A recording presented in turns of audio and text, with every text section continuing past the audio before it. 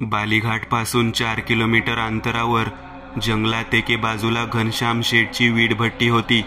जंगलात लाल मातीचा साठा जास्त असल्याने घनश्याम शेठने बक्कळ पैसा ओतून जंगलात वीटभट्टीकरिता जागा मिळवली होती.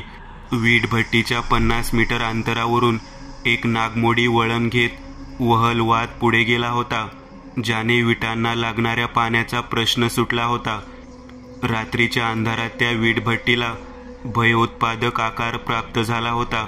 चौकोनी आकाराचं भलमोठं कबरीसारखं ढीग रचून त्यावर आग पेटवलेली दिसत होती. रात्रीच्या अंधुक निळसर वातावरणात आता ह्या क्षणाला त्या विटांच्या भट्टीतून मंद असं धुकं बाहेर पडत वाहताना दिसत होतं.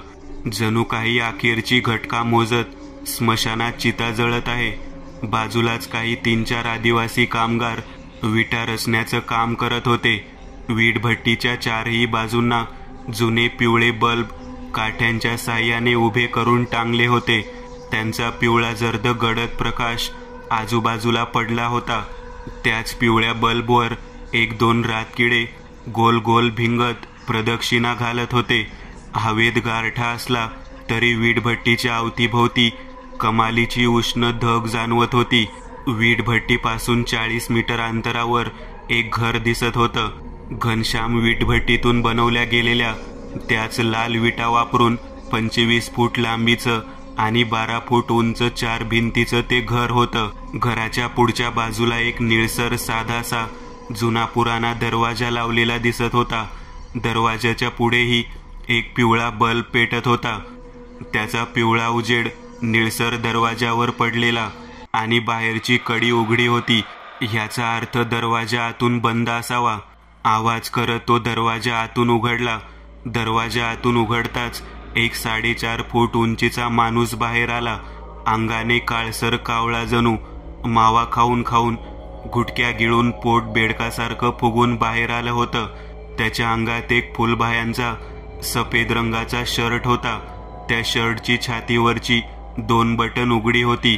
त्या उघड्या शर्टातून त्याच्या छातीवरचे काळे केस दिसत होते. गळ्यात एक सोन्याची जाडी चेन सुद्धा दिसत होती. विशिष्ट पद्धतीच्या आवाजासहित त्याने पॅन्टची चेन लावली. तो दरवाजातून बाहेर पडला. त्याच्या पायात कोल्हापुरी चप्पल होती. तो 4 पावले चालून पुढे आला. त्याच्या मागून उघड्या दरवाजातून एक स्त्री साडीचा पदर नीट करत मागच्या बाजूला निघून गेली. काय रे, किती झाल्यात विटा? घनश्याम शेठने तिथे उपस्थित मजदूरांना विचारलं. 1000 आहेत शेठ, एक मजदूर बोलला. असं काय? घनश्याम शेठने खिशात हात घातला. चौकोनी पेटी बाहेर काढली. मग ती उघडून त्यातून एक पान बाहेर काढून तोंडात चेपला. ठीक आहे, मग या सर्व विटा ट्रकमध्ये टाकून द्या आणि उद्या सकाळी आढाळ चाळीत न्या. ठीक आहे शेठ, त्याच मजदूराने होकार दर्शवला. बाटली बघू. त्या मजदूराने एक छोटी देशी चपटी घनश्यामला दिली. तसा तो ती घेऊन वहलाच्या दिशेने जाऊ लागला. चायला, कधीतरी आम्हाला पण पाज म्हणाव. बाटली दिलेला तोच तो मजदूर खालच्या स्वरात म्हणाला. तसे त्याचे बाकीचे साथीदारही पुढे आले. अय काशा, आरती बाटली जाऊ दे, ती आयटम माग एकदा. काशाचा मित्र हसत म्हणाला. हा ना गंग्या, आई शपथ, कसली सेक्सी टॉप आहे ती आयटम. ए येड झिंगड्या, तो रापचिक पीस आपल्या पण मनात भरलाय रे. पण त्या घनशाला माहीत झालं तर? काशाचा कापरा स्वर. गंग्या, काशा, झिंग्या नुकतंच तारुण्यात आलेली पोरं, परंतु लहानपणापासून शिक्षण न मिळाल्याने किंवा त्यांना आवडच नव्हती. दिवस रात्र गावभर चपटत बसणं. आईबापालाही त्यांची कदर नव्हती. मग लहानपणापासूनच हे हात मजुरी करायचे. असं करता करता दिवस जाऊ लागले. त्यातच पैसा मिळत असल्याने शिक्षण दूरच राहिलं. त्यातच कवळ्या वयात पान, गुटखा, धूम्रपान, गोल्डफॅक, गोल्डमॅन, तंबाखू, गांजा अशा विविध नशा चढल्या. आता तरुण वयात ते घनश्यामच्या वीटभट्टीवर कामाला लागले होते. असो, पुढे पहा. अरे काशा, काय बायल्यावनी वागतू सांग? असं गोट्यात रेडा बांधून किती दिवस ठेवणार आहेस? तो कधी ना कधी उडवायलाच लागल ना. गंग्याने झिंग्या, काशा दोघांकडे पाहिलं. अरे पण माहीत झालं तर? काशा अद्याप तिथंच थांबून होता. नाही माहीत होणार बे, तोंड शिवायला पैसे फेकू वाटलंस तर जास्त. झिंगळ्याने प्लॅन सांगितला. बरं मग? काशा कसं तरी तयार झाला. शेवटी जवानीचं जोश त्याच्याही अंगी भिरभिरत होतं. मग कधी जायचं? झिंग्याच्या प्रश्नात उत्सुकता होती. आता जाऊ की राज्याला? या घनश्यामला निघू दे बस इथून, गंग्या म्हणाला. आणि त्याचं म्हणणंही ह्या दोघांना पटलं होतं. त्या तिघांपासून डाव्या बाजूला अंधारात एक आंब्याचं झाड उभं होतं. त्या झाडाच्या फांदीवर माकडासारखं बसून काहीतरी काळशा रंगाचं ना आकार ना उकार असलेलं अमानवीय ध्यान हे सर्व ऐकत होतं.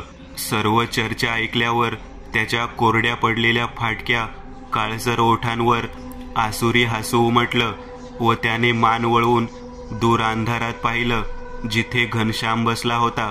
त्याच्याकडे पाहताच त्याच्या तोंडातून ओठांवरून लाळ बाहेर पडली. आद्या घनश्यामचा काटा काढती. त्याने मान वाकडी तिकडी करत त्या तिघांकडे पाहिलं. मग यांची मज्जा घेतो. डोंगरावरून एक नदी जात होती. त्याच नदीला एक फाटा फुटून हा वहळ जंगलातल्या झाडांच्या अधोमधून सापासारखी नागमोडी वाट काढत तयार झाला होता. 12ही महिने इथे पाणी असल्याने घनश्यामने इथली जागा वीटभट्टीसाठी विकत घेतली होती आणि त्याचा बिझनेसही जोराने सुरू होता. वहलापासून 30 पावलांवर घनश्याम शेठ एका मोठ्या दगडावर बसला होता. त्याच्या हातात एक पेटती सिगारेट होती, जी विस्तवासारखी तापली होती. घनश्यामच्या अवतीभोवती मोठमोठाली झाडे त्याच्याकडे रोखून पाहत होती, जणू ते पाहत असावीत की हा जीव कोणता, इथे काय करतोय. जंगलातल्या झाडांमधोमध किर्र अंधाराची ब्याद उभी होती, जी घनश्यामच्या नशिबाचं वाटोळं करायला आली होती. रातकिड्यांची किरकिर घनश्यामच्या कानात आज अंत्ययात्रेत वाजणाऱ्या टाळांसारखी ऐकू येत होती. आज न जाणे का, पण ही ओळखीची जागा, हे दगड, सर्व काही परकं वाटत होतं. जणू ओळख नसल्यासारखं एक अज्ञात स्थळ ठिकाण घनश्यामच्या मनाला एक वेगळीच भीती पछाडू पाहत होती. तेवढ्यात त्याचा हात पॅन्टवर पडला. हाताला फुगवटा जाणवला. आत चपटी होती, तीच त्याने हातात काढून घेतली. त्याने झाकण खोललं. आत बाटलीत पाहिलं. बाटलीत अर्धीच दारू शिल्लक होती. हातीच्या आईला, अर्धीच आहे, थांब पाण्यात भरतो. घनश्याम जागेवरून उठला. वहलाचं पाणी अंधारात काळसर नाग जणू त्याचा घास घ्यायला बसलाय असं एकाच जागेवर थांबलं होतं. जंगलातली घुबड सावधानतेचा इशारा देत घुतकारत होती. घनश्यामपासून थोडं दूर एका झुडपाआड तो काळसर आकार उभा घनश्यामला पुढे पुढे येताना पाहत होता. त्याचे हिरवट डोळे एक क्षण पिवळ्या काजव्यागत चमकले आणि अलगद तो काळशार श्रापित आकार पायाखाली असलेल्या वहलाच्या काळसर पाण्यात आवाज न करता सापासारखा आत शिरला. झाडावर बसलेलं ते वानर हप हप आवाज काढत एका फांदीवरून दुसऱ्या फांदीवर उड्या मारत होतं. मूक प्राण्यालाही त्या अमानवीय शक्तीचा नंगानाच समजला होता, पण तो तरी काय करणार. वहलाच्या पाण्याजवळ पोहोचताच घनश्याम 2 पायांवर बसला. उजव्या हातात असलेला चपटीचं झाकण अर्ध बुडवून त्यात पाणी भरू लागला. थोड्याच वेळात पाणी भरलं गेलं. मग त्याने ती बाटली झाकण लावून हलवली. घनश्यामच्या कानावर एक पातळसर, ज्याला घोगऱ्या स्वराची किनार होती, असा आवाज पडला. त्या आवाजाची दिशा घनश्यामच्या कानांनी अचूक ओळखली होती. पाण्यातून आवाज आला. चायला, प्यायच्या अगोदरच नुसत्या वासाने चढली की काय मला. पुन्हा एकदा तो पातळसर घोगरा आवाज आला. त्या आवाजाने घनश्यामच्या पोटात गोळा आला. काय होतंय बरं हे? दारू न पिताच नशा कशी चढली? घनश्यामच्या मनाने अद्याप धोक्याची चाहूल हेरली नव्हती. रोजची जागा असल्याने, रोज इथे येणं जाणं असल्याने सर्व काही ओळखीचं होतं. हा असला प्रकार, मज्जा मस्ती कोणी करेल हे शक्य नव्हतं. पण आवाज तो तर येत होता ना. आणि कुठून येत होता बरं? पाण्यातून. छे, कान वाजत असतील. या असल्या भूताखेतांवर विश्वास ठेवण्यातला व इतकंच नव्हे तर धार्मिक विचारांचा तो नव्हता. घनश्यामचा देवावरही विश्वास नव्हता. गळ्यात अंगठ्या एवढी जाड सोन्याची चैन हाताच्या बोटांत अंगठ्या, तोंडात सोन्याचे दात, पण या सर्वात देवाचे एक लॉकेट त्याच्या अंगावर नव्हतं. दगडावर बसून वहलाच्या पाण्यापासून फक्त 1.5 फूट अंतरावर त्याचं डोकं होतं. तेच डोकं वाकडं करून त्याने आपला डावा कान त्या पाण्यातून खरंच आवाज येतोय का हे पाहण्यासाठी खाली खाली आणायला सुरुवात केली. आजूबाजूला गारठा जरा जास्तच वाढला होता, इतका की त्या वहलाच्या पाण्यातून हिमवाफ बाहेर येऊ लागली होती. एका जागेवर स्थिरावलेलं ते पाणी घात घालून बसलेल्या हिंस्र रानटी श्वापदासारखं भासत होतं, जे घनश्याम सारख्या सावजाला दबोचणार होतं. पाण्यापासून 1 इंचावर घनश्यामने कान दूर ठेवलं आणि तो खात्री करू लागला की खरंच आवाज येतोय का की मनाचे खेळ आहेत सारे. हिमवाफ समवेत घेऊन हवा सुटली. जंगलातली झाडे सळसळू लागली. रातकिड्यांच्या सोबतीला जंगलातली झाडेही सोबत झाली. झाडावर बसलेला तो वानर डोळे बारीक करून वाकलेल्या घनश्यामकडे पाहत होता. घनश्यामच्या पाठीमागे कोणीतरी उभं होतं. तोच वेगानं घनश्यामचा घात करायला पुढे सरसावला. तेच घनश्यामला जाणवलं. त्याच्या मनाने धोक्याची घंटा वाजवली. मागून आलेलं शत्रू, अमानवीय शत्रू कोणत्याही क्षणी घनश्यामची नरडी फाडणार होतं. तोच घनश्यामने मागे वळून पाहिलं. मागे पाहताच त्याचे डोळे विस्फारले. त्याच्या डोळ्याचा रंग थोडासा पिवळा होता. त्यात लालसर नशा दिसत होत्या. तोंडाचा आवासला होता. सोन्याचे 2-3 दात दिसत होते. अंगावर सरकन भीतीने निवडून उगवून आले होते. देहातला शक्तिबळ एकनी एक स्नायू लुळा पडला होता. बायल्यासारखी अवस्था झाली होती त्याची. विचित्र आवाज करत एक काळकुट्ट वटवाघूळ घनश्यामच्या डोक्यावरून उडत गेलं. या अचानक घडलेल्या क्रियेने त्याचा तोल गेला. तो थेट पाण्यात पडला. पाण्याचा आवाज झाला. हवेत पाण्याची लाट उडाली. पाषाणाच्या दगडावरून तोल जात घनश्याम शेट पुढे असलेल्या वहलाच्या पाण्यात पडला. अंधाऱ्या रात्री काळ्याशार पाण्याचा मोठा असा आवाज झाला. त्या आवाजाने झाडांवर बसलेली 3-4 पक्षी प्राणभयाने पंख फडफडवत आकाशात उडून गेली. जणू पुढे घडणाऱ्या आकरीत भयनाट्याची चाहूल त्यांना लागली असावी. काळ्याशार वहलाच्या पाण्यातून आपल्या टाळूवरच्या उडालेल्या केसांचं डोकं वर काढत घनश्याम शेटने डोकं पाण्यातून बाहेर काढलं. त्याच काळशार कोळशासारखा चेहरा पाण्याने भिजला होता. पाण्यासहितच त्या चेहऱ्याला भीतीची धूळ चिटकली होती. कावरी बावरी भेदरलेली, विस्फारलेली ती भयकंपित नजर अवतीभवती वेगाने फिरत होती. रात्रीच्या अंधारात उभी ती झाडांची आकृती एक क्षण पाहता असा भास होत होता की ती झाडे जागेवरून हलकेच पुढे पुढे येत आहेत. आपला जीव घ्यायला पुढे सरसावत आहेत. किरकिर करत रातकिडे ओरडत होते. मध्येच घोबडाचा तो घुतकार फुटत होता. चहूदिशेचं वातावरण अगदी स्मशान शांततेत तब्दील झाला होता. फक्त काही सेकंदांनी रातकिडे, घुबड, मृत्यूसूचक टिटवी ह्या सर्वांचा आवाज तेवढा ऐकू येत होता. बस. घनश्याम पाय हलवत पाण्यावर तरंगत उभा होता. पाण्याची खोली म्हणायला 6.5 फूट होती आणि घनश्यामची उंची जरा ठेंगणी जेमतेम 4.5 फूट होती. समजा जर त्याला पोहता आलं नसतं तर बुडणं साहजिकच होतं, नाही का? पण घनश्याम बुडाल्याने मेला काय आणि त्या अमानवीय ध्यानाकडून मेला काय? त्याचा मृत्यू मात्र विधिलिखित होता. जसं की आगे कुआं पीछे खाई. बरं असो, या पुढे पाहूयात. रात्रीच्या थंड वातावरणात, अभद्र अंधारात ज्यात न जाणे काय अजान फिरत होतं, ह्या अशा वाईट समयी घनश्याम वहलात पडला होता. मग जरा वेळाने त्याने पाण्यावर स्वतःचा ताबा मिळवला आणि पाय हलवत पाण्यात जागेवर तरंगत उभा राहिला. अवतीभोवती काळभोर अंधार होता. सावळ्या रंगाच्या झाडाखाली लाल रंगाची माती होती. अंधारात त्या मातीला माणसांच्या अंगातील रक्त जसं बाहेर आल्यानंतर काही ठराविक कालावधीत एक्सपायर झाल्यानंतर काळं होतं, तसं ती माती काळोखात अंधारात काळीशार रंगाची झाली होती. जणू ती श्रापितली गेली असावी. वहलाच्या पाण्याने घनश्याम पायाच्या देठापासून ते टाळूपर्यंत पूर्णतः भिजला होता. त्या पाण्याला असा काही थंडावा आलेला की पाण्यावरून थंडगार हिमवाफ निघत होती. थंडगार पाण्याने घनश्यामचं सर्व शरीर शहारून उठलं होतं. थंडावा हात, पाय, छाती सर्व अवयवांना गारठून पाहत होता. छातीत हलकीशी कळ उठत होती. पण ही सर्व भीती का, कशासाठी, कसली, कोणाची वाटत होती? या जागेत न जाणे घनश्याम कित्येक वेळा आला होता. म्हणायलाही त्याची ओळखीची, परिचित जागाच झाली होती.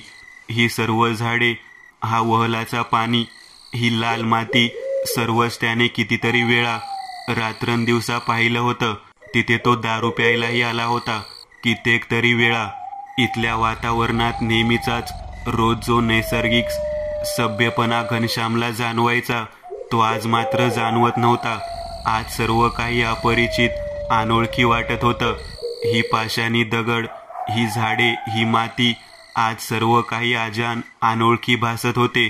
असं वाटत होतं की आपण कोणी अज्ञात, अनोळखी जागी आलो आहेत. मनाला भीतीची भावना अगदी प्रखरतेने जाणवत होती.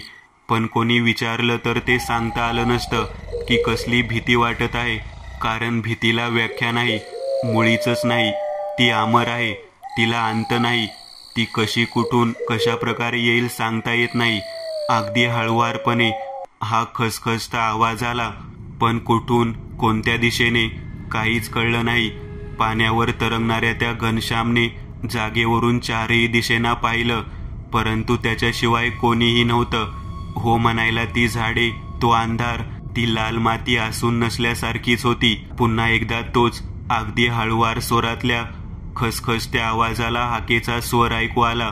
आणि त्या आवाजासहित घनश्यामला आठवलं, काही वेळ अगोदर आपण पाण्यावर कान ठेवून पाहिलं होतं. कारण आवाज पाण्यातून येत होता ना. पाण्यातून आवाज येतोय का काय? घनश्यामने भीतच स्वतःच्या अंतर्मनात हे वाक्य उच्चारलं. मग त्याने एक भयमय नजर आपल्या पुढ्यात असलेल्या वहलाच्या काळ्याभोर पाण्यात फिरवली. त्याच्या हालचाली सरशी पाण्यावर हलकेसे तरंग उठत होते आणि त्या पाण्याच्या तरंगावर चंद्राची गोलसर प्रतिकृती वाकडी तिकडी थिरकत नाचत होती.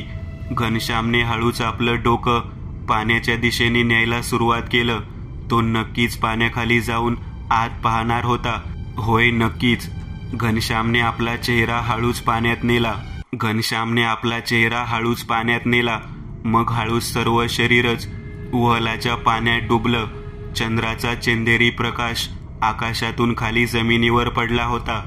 तोच प्रकाश वहलाच्या पाण्यावर सुद्धा पडला होता आणि त्या पाण्यातून तो चंदेरी रंगाचा फिकटसर प्रकाश काही अंशी का असेना पण वहलाच्या आत असलेले लहान मोठे दगड, गोटे नजरेस आणून देत होता. घनश्यामची उघडी नजर, दोन डोळे पापण्या न मिटता खाली काही दिसतं का ते पाहत होते. तोच तेवढ्यात घनश्यामच्या नजरेला काहीतरी दिसलं. ज्या दृश्यासरशी घनश्यामच्या डोळ्यांच्या कडा हा हा म्हणता विस्फारल्या. चेहऱ्यावर भीतीचा स्फोट झाला. आश्चर्य, नवल, नाना तऱ्हेचे भाव पसरले आणि कानही पसरणार. समोर खाली पाण्यात जे काही दिसलं होतं ते साधारण खासच नव्हतं, मुळीच नव्हतं. घनश्यामपासून फक्त 2 फूट अंतर खाली पाण्यात दगडगोट्यांमध्ये एक काळ्याशार शेवाळी मॅक्सीसारखा आकार गुडघ्यात डोकं खुपसून बसला होता.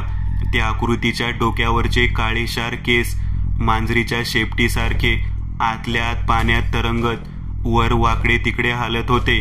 विस्फारलेल्या नजरेने घनश्याम त्या आकाराकडे पाहत होता. त्याला कळून चुकलं होतं. हे घडलं जाणारं प्रकरण, डोळ्यांना दिसणारं दृश्य काही सामान्य नाही हे घनश्यामला कळलं होतं. हे काहीतरी भुताटकी, अमानवी आहे हे समजायला त्याला काही खात्री करून घेण्याची गरज नव्हती. डोळ्यांना दिसणारं दृश्य इतकं मतिबधीर करणारं होतं की वेड्यालाही भीती वाटेल, भीतीने टरटरून घाम फुटेल. मग घनश्यामचं काही वेगळं थोडी ना होणार होतं. समोरचा धोका घनश्यामने वेळीच ओळखला. समोर जे काही अमानवीय, हिंस्र, कपटी, भूतपिशाच आहे ते आपल्या येण्याचीच वाट पाहत असून दबा धरून बसला आहे आणि आपण मूर्खासारखे त्याच्या जाळ्यात सापडलो आहोत. एक शेवटचा प्रयत्न म्हणून घनश्यामने पळायचं ठरवलं. आणि काय अभद्र घडलं, त्या ध्यानाचं डोकं हळूच हालू लागलं. मग गुडघ्यांवर ठेवलेले दोन्ही हात हळूच बाजूला सारले गेले.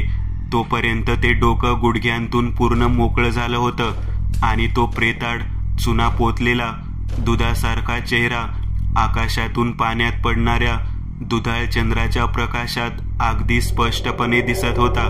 घनश्याम आणि त्या अमानवीय ध्यानाची दोघांचीही नजरानजर झाली. तसं ते दात विचकत हसलं. त्याच्या विचकलेल्या जबड्यातून ते सुळ्यासारखे 4 दात बाहेर आले. त्याच्या डोळ्यांच्या कवड्या विस्फारल्या जात आतल्या बावल्या हिरवट काजव्याच्या रंगाप्रमाणे चकाकल्या. ये, तुझीच वाट बघत होतो. ये, मला रक्त दे. त्याचा तो घोगरा आवाज पाण्यातही घनश्यामच्या कानात घुसला आणि ती हिरवट जहरी नजर आसूर लकाकीने चकाकली, जी पाहून घनश्यामचा आत्मा घाबरला. चेहऱ्यावर भयाने 12 वाजल्यागत बेडकासारखा पाय हलवत घनश्याम सुसाट वेगाने पाण्यातून बाहेर पडू लागला. तोच इकडे ते ध्यान बिनआधारासहित अमानवीय शक्तीने जागेवर झटकन उभं राहिलं व त्याने जागेवरून एक अमानवीय झेप घेत वर हातपाय न हलवता सरळ एके रेषेत सूर घेतली व उजवा हात समोर केला. ज्या हाताची त्वचा प्रेताळ होती, हातांच्या बोटांना धारधार काट्याप्रमाणे नखं होती. मांसात घुसली तर थेट ते मांस चिरून हाडात घुसतील अशी. घनश्यामचं डोकं पाण्यातून बाहेर निघण्याकरिता फक्त 10 इंच दूर होतं. त्याच्या नजरेला आकाशात उगवलेला रात चांदवा चकाकताना दिसत होता. मनात सुटकेची प्रबळ भावना उफाळून वर आली होती. घनश्याम वेगानं वर वर येत होता. खालचे पाय बेडकासारखे खाली वर होत होते. तोच अचानक घनश्यामच्या पायाला थंडगार हाताचा स्पर्श झाला. त्याच्या पायाला एका हाताच्या मुठीने गच्च पकडलं होतं. घनश्यामने 1-2 वेळा पाय वेगाने झटकले सुद्धा, पण पकड अमानवीय होती. सुटणे शक्य नव्हती. भुकेल्या वाघाच्या तावडीत हरण सापडली तर ती कधीच जिवंत परतत नसते, हेच सत्य आहे. तसंच भुकेल्या अमानवीय ध्यानाच्या तावडीत घनश्याम हाकनाक सापडला होता. भेदरलेल्या नजरेने त्याने मागे वळून पाहिलं. त्या ध्यानावर आपल्या पांढुरक्या हातांनी त्याचा पाय गच्च आवळला होता. पाण्यात त्याचे डोळ्यांतील हिरवे बुबळ लेझरप्रमाणे चकाकत होते. घनश्यामच्या पायाला ध्यानाने फक्त हाताने पकडलं होतं. तोच तिने आपली हाताची धारधार काटेरी नख घनश्यामच्या पायात मांसांत रुतवली. मांस फाटताच आतील रक्त झटकन बाहेर पडलं. पाण्यात वेगानं मिसळू लागलं. पारदर्शक पाण्याला लालेलाल खुनाचा अभिषेक चढू लागला. ती धारधार नख पाण्यात घुसताच इतका वेळ तोंड बंद करून श्वास रोखून धरलेल्या घनश्यामच्या तोंडून वेदनादायक किंकाळी फुटली. पण पाण्याने ती दाबली गेली. त्याच्या तोंडून बुडबुडे बाहेर पडू लागले. नाकातोंडात पाणी वेगानं शिरू लागलं. श्वास घेणे कठीण झालं. त्याची ही बिकट अवस्था पाहून ते आसुरी आनंदाने हसू लागलं, गंमत पाहू लागलं. एका झटक्यात त्याने अगदी कापसाच्या पोत्याप्रमाणे जाड्या घनश्यामला वरून खाली खेचत खाली खाली न्यायला सुरुवात केली. थेट बुडाशी घेऊन गेलं. मग तोंडाचा जबडा विचकला. त्यातून ते धारधार पिशाची विषारी दात बाहेर आले. मग तेच ते दात त्याने अलगद सुईप्रमाणे पाण्यात गुदमरून तडफडणाऱ्या घनश्यामच्या नरडीत घुसवले. त्याचं ते ताजं गरम शुद्ध रक्त प्राशन करू लागली. त्याच्या प्रत्येक लुचाई सरशी घनश्यामचं शरीर शांत शांत होत शेवटी निर्जीव झालं. थोड्या वेळाने वहलाच्या पाण्यावर लाल रंगाचे बुडबुडे बुडबुड करत वर येत होते. वहलाचं लाल रक्ताळलेलं पाणी, त्या पाण्यावर चंद्राची आकृती उमटली होती, लाल रक्ताळलेल्या रंगाची. पुढच्या दिवशी वीटभट्टीवर घनश्याम सेठ सहित त्या मजुरांचेही प्रेत नग्न अवस्थेत, हातपाय तोडलेल्या अवस्थेत अगदी भयानपणे पोलिसांना सापडले. घनश्याम शेठची वीटभट्टी अजूनही तशीच आहे. त्या लाल रंगाच्या रचून ठेवलेल्या विटाही तशाच आहेत. वाट बघतायत नव्या मालकाची, नव्या सावजाची. मित्रांनो, आज पुरतं एवढंच. तुम्हाला जर काही गोष्ट आवडली असेल तर नक्की लाईक करा. तुमच्यापैकी बरेचसे जण व्हिडिओ लाईक न करताच पळून जातात. पण हा जर व्हिडिओ तुम्ही लाईक केला तर मला जरा बरं वाटेल आणि असेच भारी भारी व्हिडिओ बनवायची माझ्यात एनर्जी येईल. त्यामुळे नक्की लाईक करा आणि अजूनही कोणी या चॅनलला सबस्क्राईब केलेलं नसाल तर लगेच सबस्क्राईब करून टाका आणि बाजूची घंटी ती मात्र दाबायला विसरू नका. देवाची घंटी आहे ती. चला तर मग पुन्हा भेटूया अशीच एक आगळी वेगळी गोष्ट घेऊन पुढच्या